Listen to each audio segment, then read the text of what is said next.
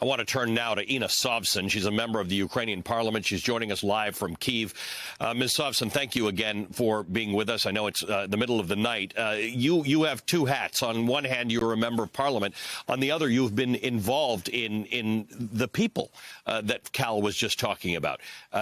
10 million people not in their homes, 4 million having fled the country. This humanitarian disaster is almost overtaking the discussion about NATO and its relationship with Ukraine and what its obligations are. Well, truly, it is a terrible disaster, humanitarian disaster here in Ukraine. We just got some polls released which says that 44% of Ukrainians had their families split because of the war. So part of the family is living in one place, another part of the family is living in a different place. That is 44%. That's half of the Ukrainians who are not living with their loved ones.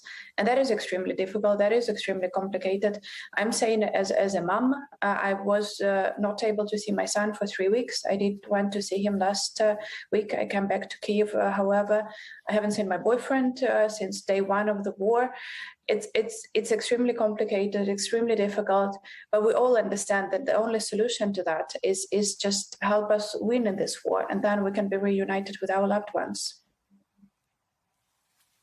You heard Cal talking about the fact that the NATO leaders and perhaps President Biden will reiterate this concept of red lines that certainly involve any kind of nuclear threat that Russia's got, but even chemical weapons.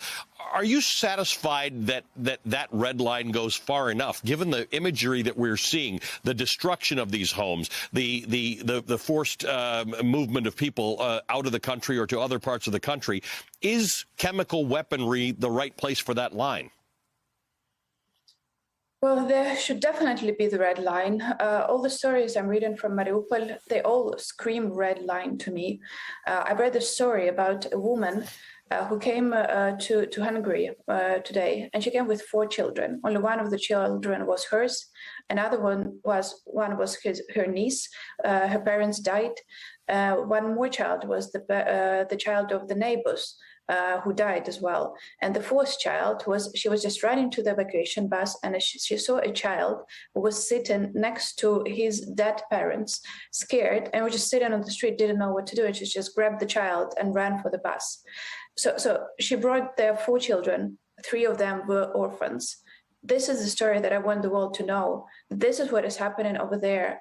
So can you imagine a child? I was always thinking about my own son. If my son was sitting there with his parents dead and not knowing where to go, and it just randomly saved by a stranger, that is what is happening there. That is the genocide. That is like the World War II.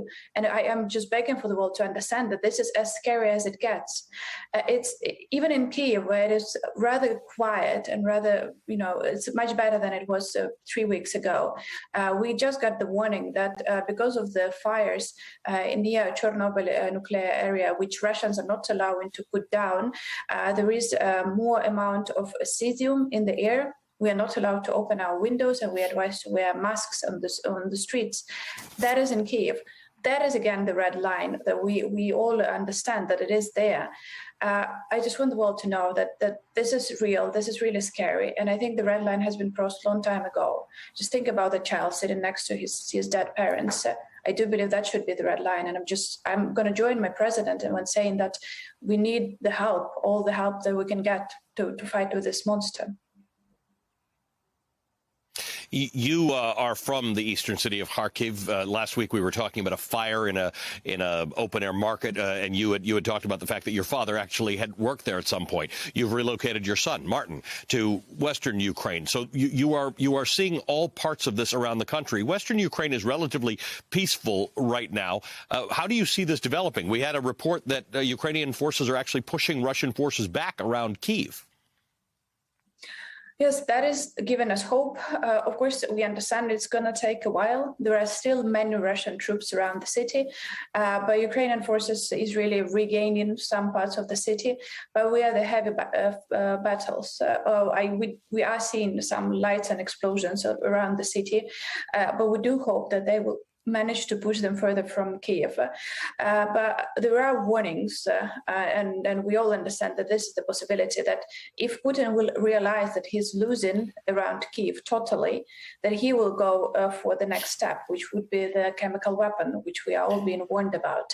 So on the one hand, the fact that the Ukrainian army is regaining control over northwest of the city is giving us hope. On the other hand, it is also scary because we don't know how Putin will react to that. Mm-hmm. Inna Sovsun, there's no part of this war that has not touched you or your family, and yet you take time to talk to us. We appreciate that. It is important that this message gets to the world. Inna Sovsun is a member of the Ukrainian parliament. Thank you for your time. Please stay safe.